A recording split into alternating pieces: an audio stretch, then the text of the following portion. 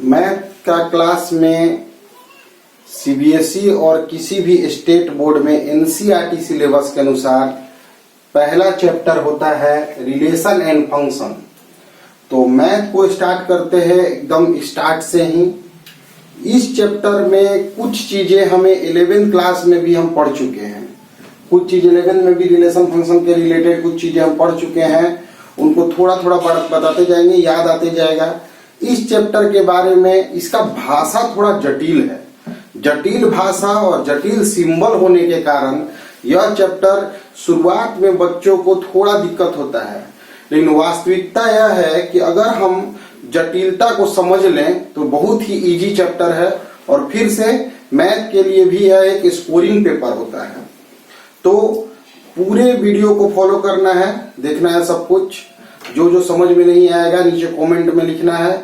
बहुत ही important chapter है, start कर रहे हैं पहला चैप्टर से ही। तो रिलेशन एंड फंक्शन में सबसे पहले आता है कि कोई एक सेट है, कोई एक सेट है। सेट क्या होता है? तो कलेक्शन होता है, एलिमेंट्स का कलेक्शन। तो एक सेट में एलिमेंट है 1 2 3 और एक दूसरा सेट है B जिसमें एलिमेंट है ए बी। तो A क्रॉस B हम प्रोडक्ट करते हैं दो सेट्स का, इसे कार्टेशियन प्रोडक्ट कहते हैं। तो कार्टेशियन प्रोडक्ट कैसे होता है, इसे एक एग्जांपल से हम समझाते हैं। कार्टेशियन प्रोडक्ट को समझने के लिए एक हम पिक्चर डायग्राम बनाते हैं। इस पिक्चर डायग्राम में एक घर में दो भाई है और दोनों जो है वो नॉनवेज खाने वाला है, वेज नॉनवेज सब खाने वाला है। तो पहला जो भाई है उसका नाम है रोहन और एक है मोहन। घर में बना है रोटी और चिकन। तो रोहन रोटी खाएगा और रोहन चिकन भी खाएगा, क्योंकि दोनों हमको पहले से नोन है कि दोनों नॉनवेज वेज सब खा सकता है। मोहन भी रोटी खाएगा और चिकन खाएगा। यही है कार्टेशियन प्रोडक्ट। एक ऐसा घर है जिसमें दो भाई है, इसको भी पिक्चर डायग्राम हम बना के समझाते हैं। इसमें राम और श्याम, दोनों भाई में जो राम है वह नॉनवेज वेज दोनों खाता है, जबकि श्याम जो है वह नॉनवेज नहीं खाता है। मतलब ये शाकाहारी है और ये खूंखार मांसाहारी है। तो रोटी और चिकन बना है, तो राम जो कि नॉनवेज खा सकता है रोटी चिकन दोनों खाएगा और श्याम सिर्फ रोटी खाएगा। इसका मतलब यह कार्टेशियन प्रोडक्ट में नहीं आएगा। इस पिक्चर के एग्जांपल से हम यह बताना चाहें कि पहला सेट का जो भी एलिमेंट होगा वह दूसरे सेट के सभी एलिमेंट के साथ रिलेशन बनाएगा। यह एलिमेंट भी दूसरे सेट के सभी एलिमेंट के साथ रिलेशन बनाएगा। तो इसी को ही हम कार्टेशियन प्रोडक्ट कहते हैं। समझ में आ गया होगा। अब इसको हम एग्जांपल दे देते हैं। ए है 1 2 3, प्रोडक्ट करना है हमको ए बी से। तो 1 जो है ए के साथ बी के साथ दोनों के साथ रिलेटेड होगा। 2 जो है ए के साथ बी के साथ दोनों के साथ रिलेटेड होगा। 3 जो है ए के साथ बी के साथ दोनों के साथ रिलेटेड होगा। तो हम ए क्रॉस बी निकाल चुके हैं। तो इसमें क्या था कि जो भी एलिमेंट हम पहला सेट से सेलेक्ट कर रहे हैं उसका दोनों के साथ रिलेशन हो रहा है, मतलब कुछ छोड़ना नहीं है। यही कार्टेशियन प्रोडक्ट होता है। अब कार्टेशियन प्रोडक्ट को आगे ले चलते हैं तो रिलेशन में लेके चलते हैं। तो रिलेशन क्या है? रिलेशन बहुत तरह का हो सकता है, तो अलग अलग रिलेशन डिफाइन होता है। जैसे कि मानना है कि एक दशरथ और राम, तो दशरथ राम को बेटा बोल रहे हैं और राम जो है दशरथ को पापा बोल रहा है। दोनों में पिता पुत्र का रिलेशन है, बाप बेटा का रिलेशन है। तो इस तरह के बहुत से रिलेशन हो सकते हैं। इन्हीं सब रिलेशंस को मैथमेटिकल सेट्स के रूप में पढ़ने के लिए कार्टेशियन बताए थे और वही रिलेशन है। उसी एक सेट्स, एक समूह और दूसरा एक समूह, उनके बीच एक डिफाइंड रिलेशन हमें पढ़ना है। और उन रिलेशंस में अगर कोई स्पेशल कैटेगरी हो जाए, कुछ स्पेशल कंडीशन हो जाए, तो वही फंक्शन होंगे। तो हम आगे बताते जाएंगे, तो आगे बताएंगे, एक ही बार में लेक्चर थोड़ा बड़ा हो जाएगा। तो समझना है कि एक सेट है जिसमें कुछ एलिमेंट है, दूसरे सेट में कुछ एलिमेंट है, तो हम कार्टेशियन प्रोडक्ट इस प्रकार से करते हैं। कुछ याद आ रहा होगा, 11th क्लास में बच्चे पढ़े हैं, कार्टेशियन प्रोडक्ट करने के लिए हर इस सेट का प्रत्येक एलिमेंट दूसरे सेट के प्रत्येक एलिमेंट के साथ रिलेशन में होगा।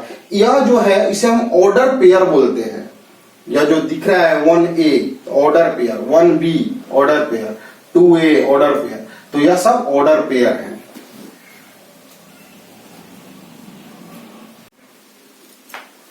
टाइप ऑफ रिलेशन, पहला आता है बाबू वॉइड रिलेशन। इसे हम इम्पटी रिलेशन भी कहते हैं, इम्पटी रिलेशन। इसमें क्या है कि A relation R is defined on set A. एक सेट ए पर आर डिफाइन हो गया, इसका मतलब है कि आर जरूर से जरूर बाबू सबसेट होगा ए क्रॉस ए का। एक ही सेट पर अगर रिलेशन डिफाइन कर रहे हैं तो ए क्रॉस ए में आर होगा। जैसे ए क्रॉस बी होता था ना, दो सेट्स के बीच जब रिलेशन लेते थे, तो यहाँ ए सेट्स में ही रिलेशन को डिफाइन करना है, तो ए क्रॉस ए का सबसेट होगा रिलेशन। तो एक रिलेशन आर है जो डिफाइन कर रहे हैं सेट ए में सच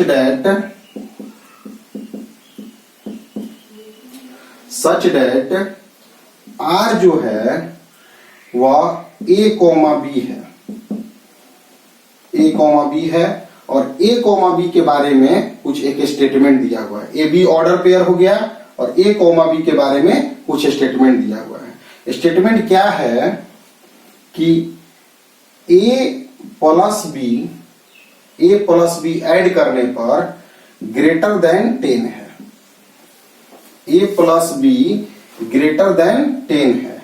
और ए बी जो है वह एलिमेंट है सेट ए का, और सेट ए क्या है तो 1 2 3। तो एक रिलेशन आर को एक सेट ए पर डिफाइन किया गया है और इस तरह दिया हुआ है वह रिलेशन कि रिलेशन के अंदर ऑर्डर पेयर ए बी है, दो एलिमेंट के बीच जो रिलेशन है वह ए बी है, और ए बी ऐड करने पर 10 से बड़ा आ रहा है। और ए बी कहां से चुनना है, ए में से। तो ए में से कोई भी दो एलिमेंट चुनेंगे अगर, तो यहाँ पे 3 ऐड करने पर 5 4 और कुछ भी नहीं है, 10 से बड़ा तो कुछ आया नहीं, तो इसमें रिलेशन क्या होगा, void relation. Relation is void relation, relation is void relation. Void relation का मतलब क्या है बाबू कि इस कंडीशन को दिखाने के लिए मेरे पास कोई भी ऑर्डर पेयर नहीं है। इस कंडीशन को दिखाने के लिए मेरे पास कोई भी ऑर्डर पेयर नहीं है, इसीलिए ऐसा रिलेशन मेरा क्या कहा जाता है बाबू, वॉइड रिलेशन कहा जाता है। समझ में तो आ गया होगा वॉइड रिलेशन क्या है। तो वॉइड रिलेशन है कि एक रिलेशन अगर हम सेट ए पर डिफाइन करते हैं तो हमको एलिमेंट भी चुनना है, तो सेट ए में से ही चुनना है, और सेट ए में से जब हम एलिमेंट्स को चुनेंगे और उनके बीच एक रिलेशन मेरा गिवन है कि ए प्लस बी 10 से बड़ा है, कुछ भी दे सकता है, ऐसा रिलेशन दिया हुआ है जो कि कोई भी ऑर्डर पेयर उसके साथ सेटिस्फाई ना करे, तो ऐसे रिलेशन को हम लोग वॉइड रिलेशन बोलते हैं। ठीक है बच्चों। यूनिवर्सल रिलेशन, यूनिवर्सल रिलेशन, यह सभी बहुत सारे ऐसे बच्चे होते हैं जो डिफिनीशन सोचते हैं कि डिफिनीशन याद करना है, तो मैथमेटिक्स में टर्म्स का डिफिनीशन याद नहीं करना होता है बाबू, समझना होता है। जब सिलेबस आगे आगे बढ़ते बढ़ते हम 12 के सिलेबस पर एंट्री करेंगे तो हम खुद ब खुद लिखना स्टार्ट करेंगे। तो घड़बड़ाना नहीं है, सब कुछ बताया जाएगा कि कोई भी तरह का पढ़ाई होगा, चाहे वो बच्चा कहीं पढ़ रहा होगा, किसी भी स्टेट का होगा, किसी कहीं भी पढ़ रहा होगा, किसी भी बोर्ड के लिए पढ़ रहा होगा, अगर वो मैथमेटिक्स के वीडियो को शुरू से लास्ट तक सभी चैप्टर्स को फॉलो करता है तो वह 100 मार्क्स लाने के लिए ही पढ़ रहा है विथ एक्सेलेंस। और अगर उसके पास कॉन्सेप्चुअल नॉलेज हो 11-12 का तो वह उसको एक कंपटीशन में भी कन्वर्ट कर लिया जाएगा। यहाँ मैथमेटिक्स के पढ़ाई को हम लोग एनसीईआरटी के थ्रू आगे की ओर बढ़ाएंगे। एनसीईआरटी के थ्रू बड़े बुक्स तक हम लोग ले जाएंगे, जिससे कि मेरा बोर्ड कवरिंग करते हुए बच्चा कंपटीशन भी क्वालिफाई करे।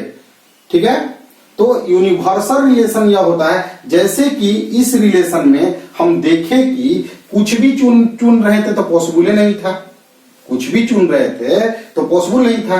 यूनिवर्सल रिलेशन ऐसा होगा कि कुछ भी चुनो तो पॉसिबल हो, कुछ भी चुनो तो पॉसिबल हो। जैसे यही अगर हम चुनते हैं, यही रिलेशन लेते हैं कि सेट ए मेरा 1, 2 और 3 हो, सेट हमारा 1, 2, 3 हो, R is defined on A, relation जो डिफाइंड है सेट ए पर डिफाइंड है, रिलेशन R दिया हुआ है A, B और A प्लस B 10 से छोटा हो, तो कुछ भी चुनो इस सेट्स में, कुछ भी चुनो यह होगा ही, यानी कोई भी एलिमेंट चुनोगे तो वह होगा ही। इसका मतलब क्या है बाबू, यह यूनिवर्सल रिलेशन है। तो यूनिवर्सल रिलेशन में अगर ध्यान दिया जाए तो R जो होगा वह A क्रॉस A के कंप्लीट बराबर हो जाएगा, क्योंकि A क्रॉस A से ही हम चुनकर रिलेशन बना रहे थे, और A क्रॉस A के सभी एलिमेंट्स को मेरा अगर रिलेशन सेटिस्फाई कर रहा है तो वैसा रिलेशन ही यूनिवर्सल रिलेशन है, और किसी ऑर्डर पेयर को सेटिस्फाई नहीं कर रहा है तो वह वॉइड रिलेशन है। समझ चुके होंगे बच्चों? ठीक है, तो एक बात और है कि वीडियो स्टार्ट है, इसलिए शुरुआत में बहुत सारे ऐसे बच्चों को वीडियो स्लो या स्पीड ऐसा लगेगा, किसी को स्लो लगेगा, किसी स्पीड, यह एडजस्ट करना होता है खुद पर खुद, और देखना होता है कि धीरे धीरे वीडियो का पढ़ाई का क्वालिटी उसके अनुसार बदलते चला जाएगा। बेसिक्स के साथ हम लोग को मैथ को पढ़ना है।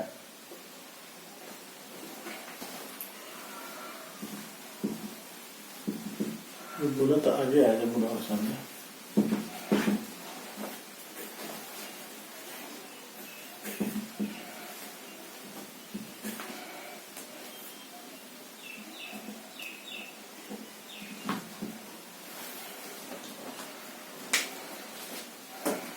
आइडेंटिटी रिलेशन,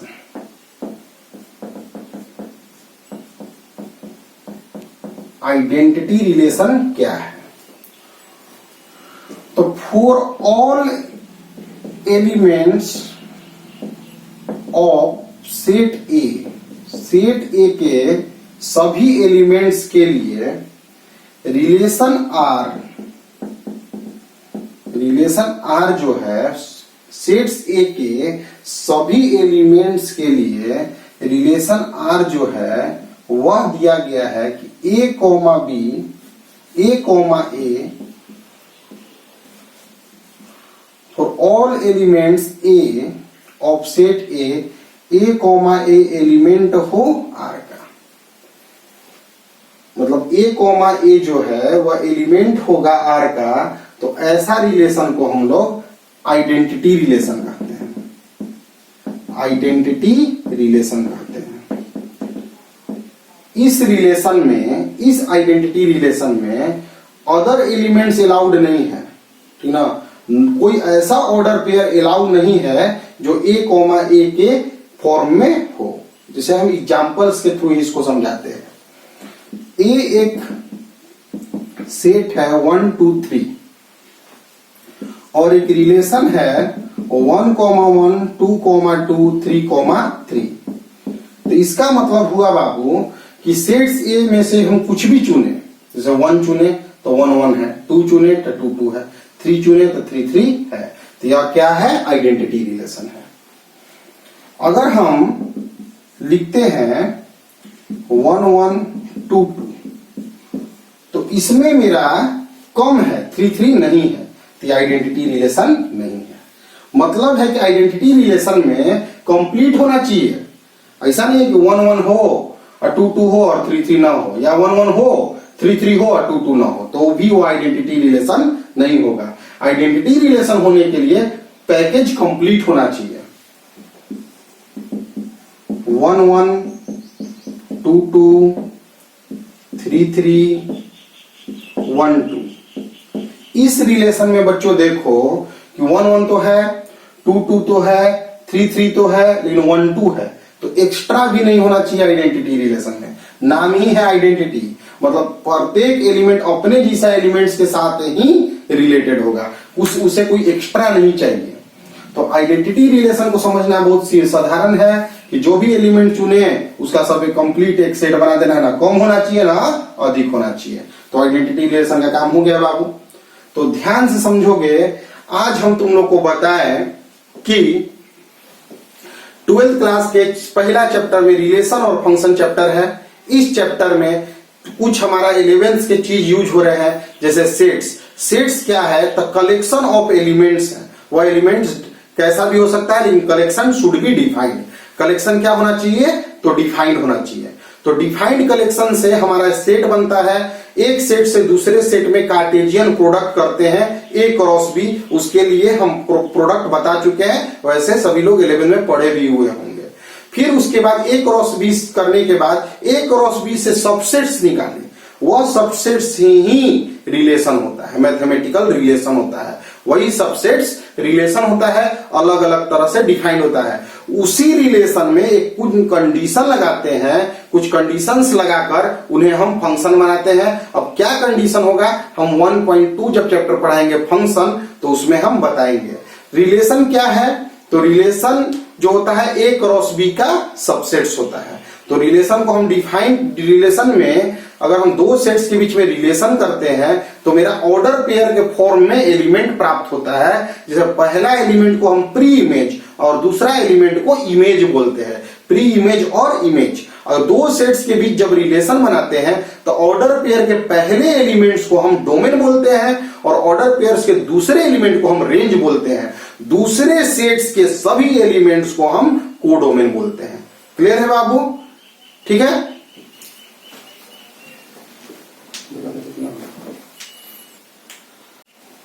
अब नेक्स्ट वीडियो में हम लोग सीबीएसई 12 सिलेबस में जो रिलेशन हमें पढ़ना है, रिफ्लेक्सिव, सिमेट्रिक, ट्रांजिटिव और इक्विवेलेंस रिलेशन, उसके बारे में हम डिफिनीशंस को पढ़ेंगे और समझेंगे।